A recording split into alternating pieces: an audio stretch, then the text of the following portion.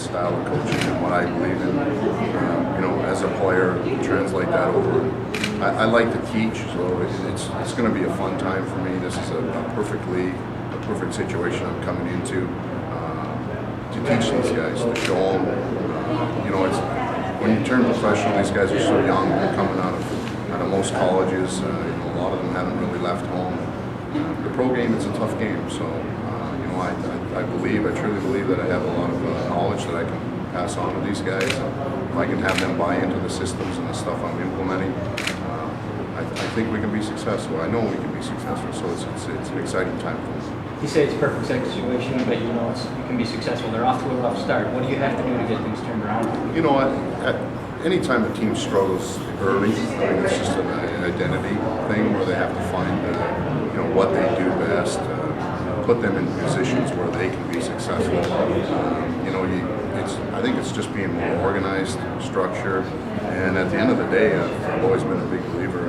You put in twice as much in practice, it makes the game easier because you know what you're doing. I want everybody on the same page. I want them to understand what I'm asking for, and they have to be willing to commit and do that to be successful. And we can turn it around. There's no question.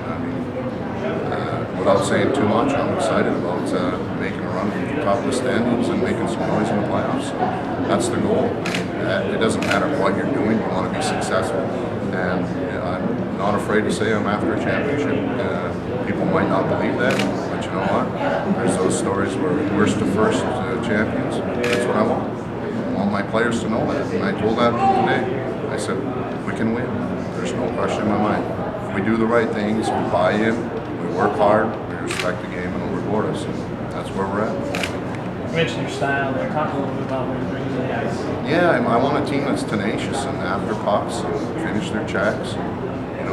Some people might not believe this on the outside looking in after reading my stats, but I've lived long enough and I'm a little older now.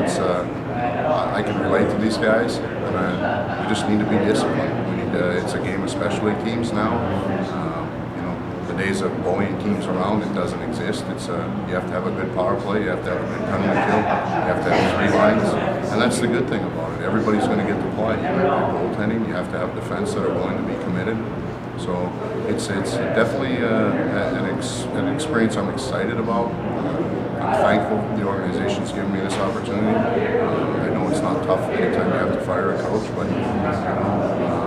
it's a blessing in disguise for me because I get the opportunity to show what I can do. You kind of mentioned, you touched on it there a little bit. Obviously, penalties have been a big bugaboo for this team so far. You're pretty experienced in that regard. Yeah. What do you do to kind of change that a little bit? Well, I talked to the guys today, and I just said that there's no way we're going to be successful if we continue down that path. There's just no way. I had one-on-one meetings with them this morning, and they were all, they said the same thing. It's hurting our hockey club. We can't get any momentum. We can't establish anything. So, you're going to see a different team. We're not going to get pushed around. We're going to stay 5 strong. But we're going to do things right. There's times during the game where you're going to have to take that cheap shot or punch in the head or those little things. We're going to have to suck it up until we find ourselves in the right place in the standings, and then we'll take care of business after that. What's it like? You said this is your first head coaching gig. What's it like to be able to come to a town like this and experience that? Yeah, it's great. For me, it's an opportunity I'm hopefully going to flourish at because you come in and it's your room. It's how you want things set up. So if you implement the right things and have guys respect what you're doing and have them understand. And the one thing I told most of the guys today, I'm not going to fault them for mistakes they make. I'm going to have them understand they're still held accountable. We'll learn from our mistakes and we'll get better as a group. You have to play as a team. Obviously, winning 2 championships in Colorado. It was the tightest knit group of people I've ever been associated with. And it's not just the players itself, it's the office staff, it's the ownership group. Everybody believes and wants to win a championship, and that's what we want to do. Right out of the gate, we're going to be a team that's going to play aggressive. We're going to play whistle to whistle. Like I said, they're going to have to show me their character by taking those cheap shots and sucking it up and us being better on our special teams. Yeah, talk about the SPHL and this kind of league. Do you feel like you coming into this league, is, you can be a strength because maybe you said not you guys had about a lot of experience with something, but you just kind of get a chance to come in and implement your system. Absolutely, and I'm really good friends with Lou Dumont and Kevin Kaminsky in Louisiana, Derek Landmesser in Mississippi. I played against him as well. Jeff Bass with the Surge. So I've talked, and it doesn't matter what level you're at. I mean, just because it has SPHL, ECHL, CHL, NHL, everybody's aspiring to move up, and that's what I want these guys to do. I want them to get not only be better players daily, but I want them to be better people when they leave the game, leave their mark on this community.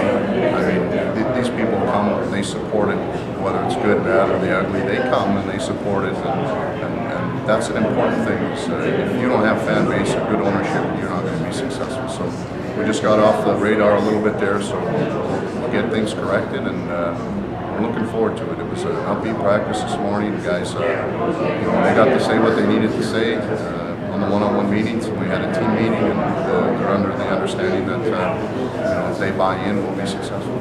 You mentioned getting a chance. You think that you can go, worse to worse. How are those things?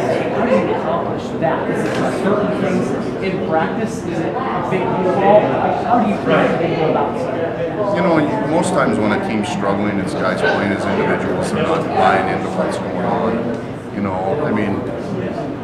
In a team game, you have to play the systems. You have to be reliable. You have to be willing to get the puck out on boards. You have to be willing to block shots, take those cheap shots for the good of the team. Everything has to be for the good of the team and the organization. And that's where you'll find your success. So I'm hoping that they'll buy in, and everything that I've learned over the past 25 years of being in professional hockey and winning 2 championships, I'm going to teach. I'm going to try and teach them everything I know and have them be successful that way.